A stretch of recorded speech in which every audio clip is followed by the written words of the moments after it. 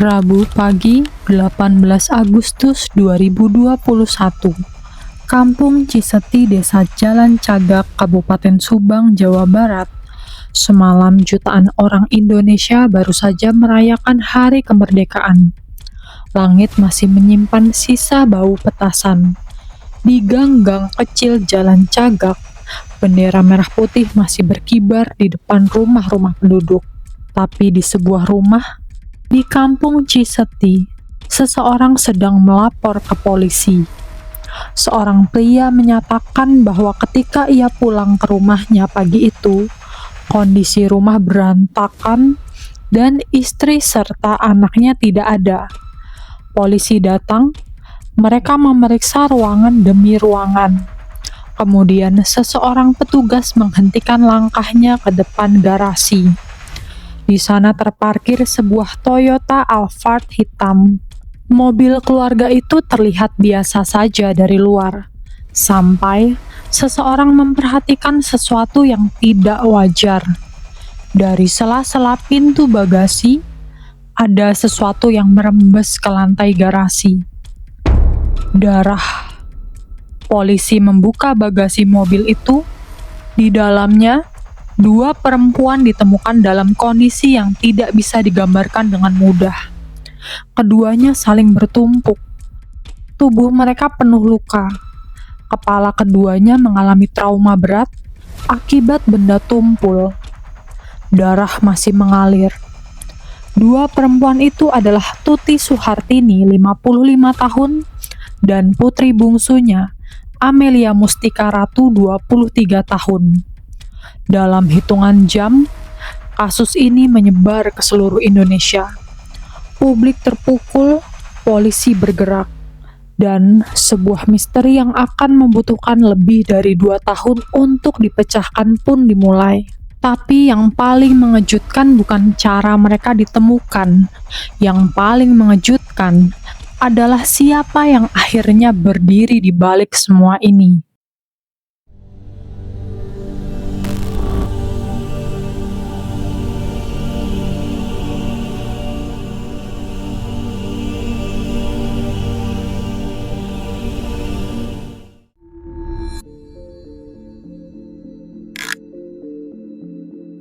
Sebelum kita bicara tentang kejahatan, kita harus mengenal 2 perempuan yang menjadi korbannya.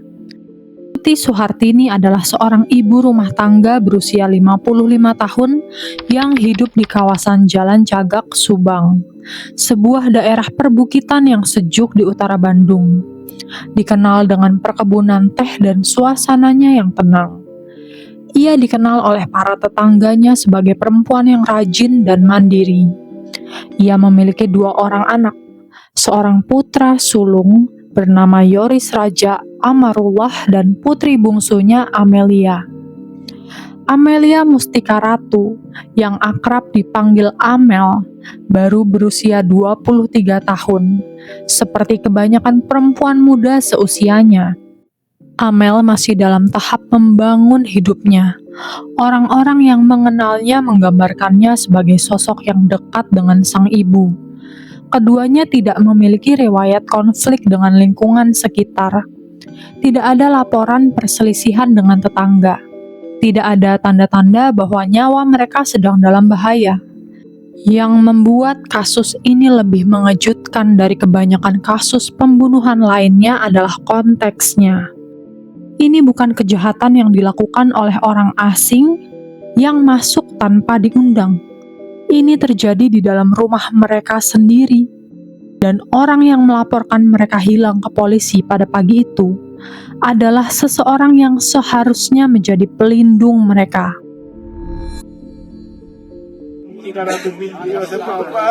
Yang terbaik untuk anak istri saya. Untuk memahami apa yang terjadi malam itu, kita perlu memahami dinamika keluarga yang jauh lebih kompleks dari yang terlihat dari luar. Yosef Hidayah, 55 tahun, adalah suami Tuti sekaligus ayah kandung Amel. Ia bekerja sebagai kontraktor dan mendirikan sebuah yayasan pendidikan bernama Yayasan Bina Prestasi Nasional. Dari luar, ia tampak sebagai seorang kepala keluarga dengan status ekonomi yang layak. Keluarganya memiliki Toyota Alphard, sebuah mobil mewah yang tidak dimiliki sembarangan orang di kota kecil seperti Jalan Cagak. Tapi di balik fasad itu, ada sesuatu yang tidak berjalan dengan baik. Berdasarkan hasil penyelidikan Polda Jawa Barat yang disampaikan dalam konferensi pers resmi pada Desember 2023, motif kejahatan itu berakar dari permasalahan keuangan. Yosef diketahui sering mengeluhkan kepada orang-orang di sekitarnya bahwa uang jatah yang diberikan istrinya kepadanya dirasa kurang. Ia dan Tuti dilaporkan kerap bertengkar soal uang. Papa itu suka minta uang, udah di-cut sama mama karena papa itu boros. Satu fakta yang kemudian menjadi latar penting, Yosef Hidayah tidak hanya menikah dengan Tuti, ia memiliki istri kedua bernama Mimin Mintarsih. Dan pada malam kejadian, Yosef dilaporkan tidak berada di rumah. Ia bermalam di tempat Mimin. Sementara itu, Tuti memiliki seorang keponakan bernama Muhammad Ramdhanu atau biasa dipanggil Danu. Hubungan kekeluargaan ini akan menjadi detail yang penting dalam mengungkap kasus ini. Tanggal 17 Agustus 2021, malam hari kemerdekaan Indonesia, saat sebagian besar warga Jalan Cagak sedang menikmati momen perayaan, Tuti dan Amel sedang duduk di teras rumah mereka. Tidak ada yang tidak biasa dari pemandangan itu. Dua perempuan di teras rumah mereka sendiri pada malam yang hangat. Tapi, pada pukul 9 malam, sesuatu bergerak di kegelapan. Berdasarkan rekonstruksi yang dilakukan Polda Jawa Barat pada 22 November 2023, rekonstruksi dengan 95 adegan yang dijalankan berdasarkan keterangan tersangka Danu. Inilah yang terjadi pada malam itu. Pukul 9 malam waktu Indonesia Barat, 17 Agustus 2021, Yosef Hidayah keluar dari rumahnya menggunakan sepeda motor. Ia pergi bukan untuk merayakan hari kemerdekaan. Ia pergi untuk menemui Danu di sebuah warung pecel lele di kawasan Pasar Jalan Cagak. Di warung itu, Yosef menyampaikan sesuatu kepada Danu. Menurut keterangan di Reskrimun Polda Jawa Barat Kombes Surawan yang disampaikan dalam konferensi pers resmi, Yosef meminta kepada Danu untuk menyiapkan peralatan yang akan digunakan untuk memberi pelajaran kepada Tuti dan Amel. Yosef menyebut ia hendak mengambil uang dari kamar Amel, uang yang ia anggap menjadi haknya. Danu, keponakan Tuti sepupu Amel menurut. Sekitar pukul 11 malam, dua orang lagi tiba di lokasi, Arigi Reksa Pratama dan Abi Aulia. Keduanya adalah anak kandung Mimin dari pernikahan sebelumnya. Dengan kata lain, anak tiri Yosef. 5 orang. Semua terhubung secara langsung dengan dua perempuan yang sedang duduk atau beristirahat di dalam rumah itu. Berdasarkan keterangan yang diungkap dalam rekonstruksi dan kemudian dikonfirmasi dalam persidangan, Yosef masuk ke dalam rumah. Ia hendak langsung menuju kamar Amel untuk mengambil uang. Tuti menghalangi. Percekcokan pecah. Yosef memukul Tuti menggunakan golok ke bagian kepala. Berdasarkan hasil autopsi yang disampaikan pihak kepolisian, Tuti meninggal sekitar pukul 12 malam. Amel yang rupanya terbangun dari tidurnya di kamar, kemudian dihadapi oleh Danu, Arigi, dan Abi. Menurut keterangan di Reskrimun Polda Jawa Barat, Amel dipegang oleh Arigi dan Danu sebelum Yosef menggunakan stick golf untuk memukulnya di bagian kepala. Amel meninggal sekitar pukul 5 waktu Indonesia Barat dini hari, 5 jam setelah ibunya. Itu adalah jarak waktu antara kematian Tuti dan kematian putrinya. Dan selama 5 jam itu, para pelaku masih berada di dalam dan sekitar rumah tersebut. Menurut rekonstruksi, Mimin, istri kedua Yosef yang turut ditetapkan sebagai tersangka, berperan memandikan kedua jenazah. Kemudian jasad Tuti dan Amel dimasukkan ke dalam bagasi Toyota Alphard yang terparkir di garasi rumah, ditumpuk dan ditinggalkan. Setelah itu para pelaku pergi. Pagi harinya, Yosef Hidayah pulang ke rumah. Ia melapor ke polisi bahwa istri dan anaknya hilang.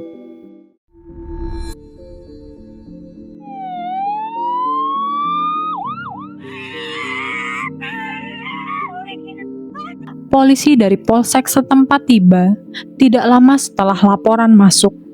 Yang mereka temukan segera memberitahu mereka bahwa ini bukan sekedar kasus orang hilang biasa. Kondisi di dalam rumah berantakan, menunjukkan adanya kekerasan yang terjadi di sana. Tidak ada tanda-tanda paksa masuk. Pintu dan jendela tidak rusak. Tidak ada kunci yang dibobol. Siapapun yang masuk ke rumah ini, masuk menggunakan kunci atau diizinkan masuk oleh seseorang yang tinggal di sana. Lalu, seorang petugas menemukan rembesan darah di sela pintu bagasi Alphard. Kapolres Subang saat itu, AKBP Sumarni memimpin langsung olah TKP. Jasad kedua korban ditemukan dalam kondisi bertumpuk di dalam bagasi. Keduanya mengalami luka berat di bagian kepala. Darah masih mengalir. Tim Inavis, Identifikasi Nasional Forensik, segera diterjunkan. Polda Jawa Barat menurunkan personilnya. Tidak lama kemudian, Mabes Polri pun turun tangan. Pada 17 September 2021, Kabag Penum Divisi Humas Polri Kombes Pol Ahmad Ramadan secara resmi menyatakan bahwa kasus ini adalah tindak pidana pembunuhan berencana. Autopsi pertama dilakukan. Kemudian, karena penyidik merasa perlu kepastian lebih lanjut tentang jenis luka dan senjata yang digunakan, autopsi ulang dilakukan pada 2 Oktober 2021 di TPU Istuning Jalan Cagak. Hasilnya, kedua korban meninggal akibat kerusakan jaringan otak, akibat trauma benda tumpul dan benda tajam. Temuan forensik ini konsisten dengan golok dan stik golf. Satu detail penting yang ditemukan penyidik sejak awal. Ada 2 jejak kaki berbeda di lokasi kejadian. Ini mengindikasikan pelaku lebih dari 1 orang. Kasus ini tidak terpecahkan secara cepat. Dan itu bukan karena polisi tidak bekerja keras. Selama lebih dari 2 tahun, Polda Jawa Barat melakukan olah TKP sebanyak 5 kali. Autopsi dilakukan 2 kali. Sebanyak 121 saksi diperiksa. Polisi mengamankan 261 alat bukti, rekaman CCTV dari 40 hingga 50 titik lokasi sepanjang radius 50 km diperiksa satu persatu. Satuan anjing pelacak K9 diturunkan. Ahli sketsa wajah dipanggil. Dokter spesialis kesehatan jiwa dilibatkan. Yosef Hidayah, sebagai orang yang pertama kali melaporkan kasus ini dan yang paling dekat dengan para korban, diperiksa sebanyak 16 kali. Ia juga menjalani 2 kali tes poligraf atau uji kebohongan. Dalam semua pemeriksaan itu, Yosef tidak mengakui apapun. Beberapa kejanggalan langsung mencuri perhatian penyidik. Pertama, tidak ada tanda-tanda paksa masuk, mengindikasikan pelaku adalah orang yang dikenal dan dipercaya korban atau memiliki akses ke kunci rumah. Kedua, 2 jejak kaki berbeda di TKP menunjukkan pelaku lebih dari 1. Ketiga, kondisi jenazah yang menunjukkan adanya upaya manipulasi. Keduanya dimandikan sebelum dimasukkan ke dalam bagasi. Satu penemuan forensik yang kemudian menjadi kunci penting. Ditemukan bercak darah pada baju Yosef Hidayah. Temuan ini diamankan oleh Bareskrim Polri yang turun membantu penyelidikan. Namun, meski bukti-bukti awal itu sudah mengarah ke Yosef, ia tidak bisa langsung ditetapkan sebagai tersangka. Penyidik membutuhkan lebih banyak kepingan, dan kepingan terpenting itu datang dari orang yang paling tidak terduga. Satu hal yang sempat membuat penyelidikan lebih rumit. Pada 19 Agustus 2021, sehari setelah penemuan jasad, Danu diketahui masuk ke TKP bersama seorang oknum yang mengaku sebagai anggota Satreskrim Polres Subang. Namun ternyata hanyalah seorang anggota Banpol. Di TKP, Danu bahkan membersihkan bak kamar mandi. Tindakan ini berpotensi merusak bukti forensik dan menjadi salah satu faktor yang mempersulit penyelidikan. 1 tahun berlalu, 2 tahun berlalu, kasus Subang menjadi salah satu kasus yang paling banyak dibicarakan di Indonesia. Dan yang paling membuat frustasi, karena seolah tidak ada ujungnya. Danu, kenapa nyeret-nyeret ibu sama anak-anak di sini sama Pak Yosef? Sedangkan kemudian, sesuatu yang tidak diperkirakan terjadi. Muhammad Ramdhanu alias Danu, keponakan Tuti sepupu Amel, menyerahkan diri ke Polda Jawa Barat. Penyerahan diri Danu adalah titik balik yang mengubah seluruh arah penyelidikan. Dengan keterangan Danu, polisi akhirnya memiliki saksi kunci yang bukan hanya mengetahui apa yang terjadi, tapi juga hadir di lokasi kejadian. Berdasarkan keterangan Danu yang diperkuat oleh bercak darah di baju Yosef yang sudah lama diamankan sebagai barang bukti, penyidik mulai menyusun gambaran yang lebih utuh. Pada 22 November 2023, lebih dari 2 tahun setelah pembunuhan, Polda Jawa Barat menggelar rekonstruksi besar-besaran di Kampung Ciseti. Sebanyak 95 adegan diperagakan. Yosef Hidayah dan Danu dihadirkan ke TKP. Kelima tersangka hadir. Warga Jalan Cagak yang menyaksikan rekonstruksi itu meluapkan kemarahan mereka. Teriakan dan umpatan mengiringi jalannya rekonstruksi. Reaksi Yosef dan Danu berbeda secara mencolok. Yosef terlihat santai, bahkan melempar senyum kepada warga. Danu terlihat lebih kooperatif dan warga justru menyemangatinya untuk terus membuka fakta yang ada. Pada 6 Desember 2023, Polda Jawa Barat menggelar konferensi pers resmi di Mapolda Jawa Barat Bandung. Kabid Humas Polda Jawa Barat Kombes Ibrahim Tompo secara resmi mengumumkan penetapan 5 tersangka, Yosef Hidayah, Muhammad Ramdhanu alias Danu, Mimin Mintarsi, Arigi Reksa, dan Abi Aulia. Yosef Hidayah dan Danu langsung ditahan. 3 tersangka lainnya, Mimin, Aragi, dan Abi, tidak ditahan berdasarkan pertimbangan penyidik. Kombes Ibrahim secara resmi menyatakan motif dari kasus pembunuhan ini yang kita simpulkan adalah diduga terkait masalah keuangan. Kebohongan. Sekali lagi, berita bohong dan dusta sekali lagi. Persidangan Yosef Hidayah digelar di Pengadilan Negeri Subang. Yosef didakwa melakukan pembunuhan berencana secara bersama-sama, sebagaimana diatur dalam Pasal 340 Jungto, Pasal 55 ayat 1 ke 1 KUHP. Sebagai dakwaan cadangan, jaksa juga mendakwanya dengan Pasal 338 Jungto, Pasal 55 ayat 1 ke 1 KUHP, yaitu pembunuhan yang dilakukan secara bersama-sama apabila unsur perencanaan tidak terbukti. Jaksa penuntut umum membangun kasusnya di atas fondasi yang kuat. Hasil autopsi yang mengkonfirmasi kerusakan jaringan otak akibat benda tumpul dan benda tajam.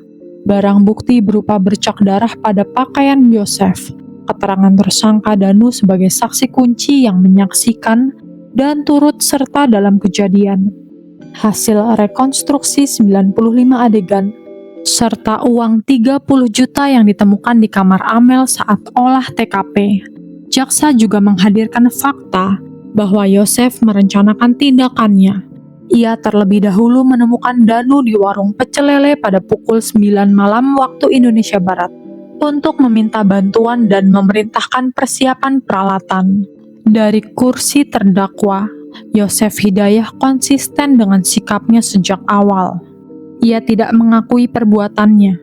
Ia menolak dakwaan yang diajukan. Tim kuasa hukumnya mengajukan pembelaan dan berharap hakim membebaskan Yosef dari segala tuntutan. Sementara itu, Yoris Raja Amarullah mengikuti persidangan dengan posisi yang tidak akan pernah bisa dibayangkan oleh kebanyakan orang. Ia duduk di sisi yang berlawanan dengan ayah kandungnya sendiri. Yoris dan tim kuasa hukumnya bahkan meminta hukuman mati bagi Yosef sesuai ancaman maksimal pada 340 KUHP.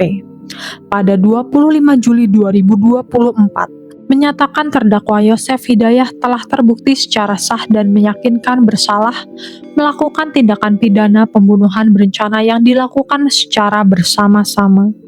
Pertimbangan yang diberatkan, Yosef menghilangkan nyawa 2 orang sekaligus, dan selama persidangan, ia dinilai berbelit-belit dalam memberikan keterangan. Tidak ada alasan pemaaf atau alasan pembenar yang dapat diterima majelis. Vonis dijatuhkan 20 tahun penjara. Vonis ini lebih ringan dari tuntutan jaksa yang meminta hukuman seumur hidup.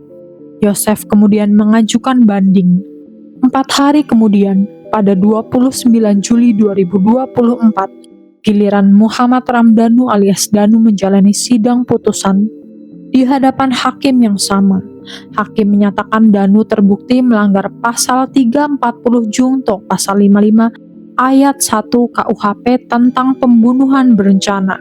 Namun, hakim memberikan pertimbangan yang meringankan. Danu telah mengakui perbuatannya, dan yang terpenting, menyerahkan diri dan kerjasama Danu dengan penyidik menjadi kunci terbongkarnya kasus yang gelap ini. Danu divonis 4 tahun penjara jauh lebih ringan dari tuntutan jaksa yang meminta 8 tahun. Kasus ini mungkin telah menemukan jawaban di pengadilan. Namun, luka yang ditinggalkan tidak akan pernah benar-benar hilang bagi keluarga yang ditinggalkan. Semoga Tuti Suhartini dan Amelia Mustika Ratu beristirahat dengan tenang. Jika menurut kalian kasus ini menyimpan pelajaran yang penting untuk diketahui banyak orang, tuliskan pendapat kalian di kolom komentar. Terima kasih sudah menonton. Saya Jessica dari Jestoria. Sampai jumpa di kisah berikutnya.